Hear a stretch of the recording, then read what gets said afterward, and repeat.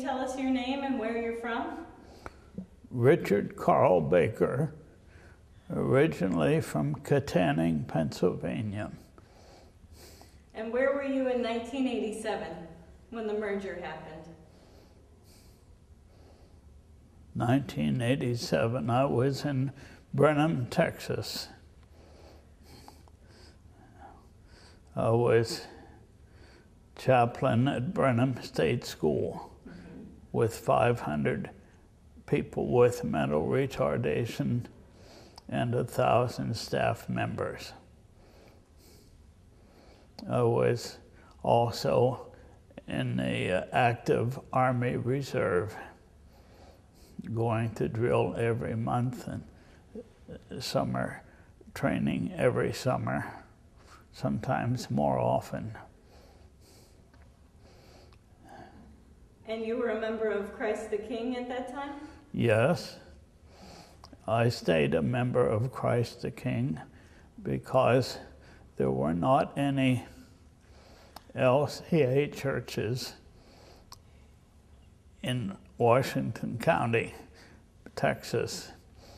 They had all been ALC, and I didn't know anything about ALC. Okay.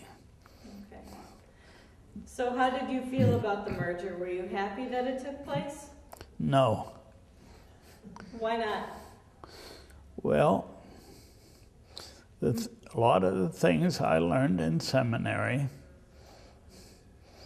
like the theology of the Lutheran Church, and in seminary I was in the United Lutheran Church in America, and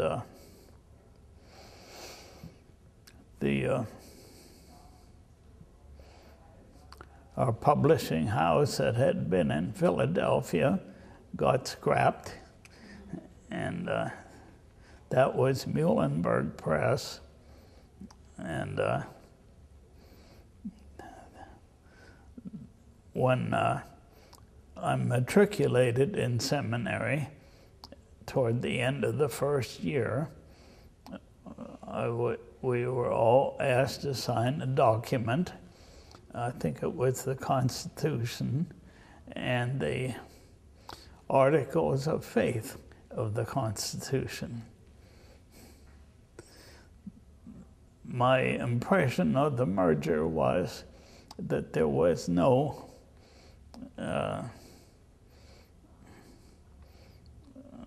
articles of faith settled upon, no theology settled upon prior to the merger.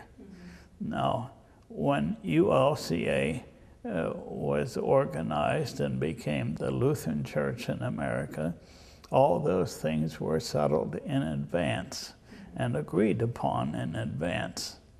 That did not happen in this merger of the ELCA. Then the LCA had a department of press, radio, and television that taught us how to do short radio programs and things, how to do short radio commercials, and how to write articles for the paper that would be read and effective.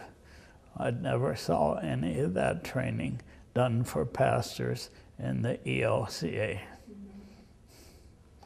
Also, the LCA, each congregation was asked to make a budget to the national church, the Synod and National Church, that was 50% or more of its local budget.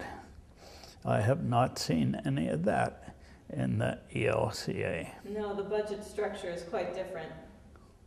Yeah. And I still don't know how it works. Is there anything the ELCA has done or at the time of the merger that you were happy about? Well, I don't think so. Oh, one thing, yes. Secretary Allman was a very strong supporter of military chaplaincy. And I was a military chaplain for 24 years, both active duty and reserve. And so that part I liked a lot. Okay. Do you have any hopes for the ELCA?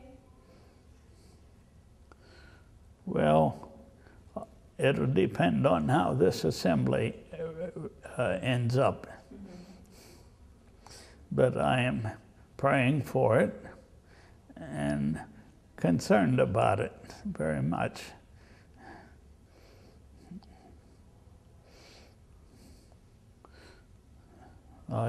I certainly hope that it survives.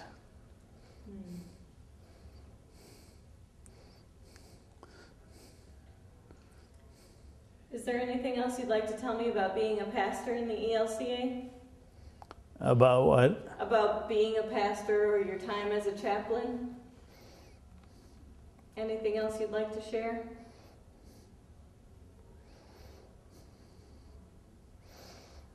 Well, I like the bishop we have now very much, Bishop Michael Reinhardt.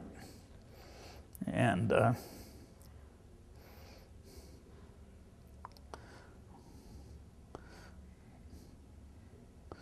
I liked Paul Blum pretty well. Why do you like Bishop Reinhardt? What is he doing for the synod? Well, he when he hears about a pastor that's sick, he goes and visits. When there's a pastor or a member of a pastor's family that has a death, he's there. And he visits and often takes part in the funeral service. I like that very much. Very caring. He is a pastor to pastors. So that's good. All right. Well, thank you very much.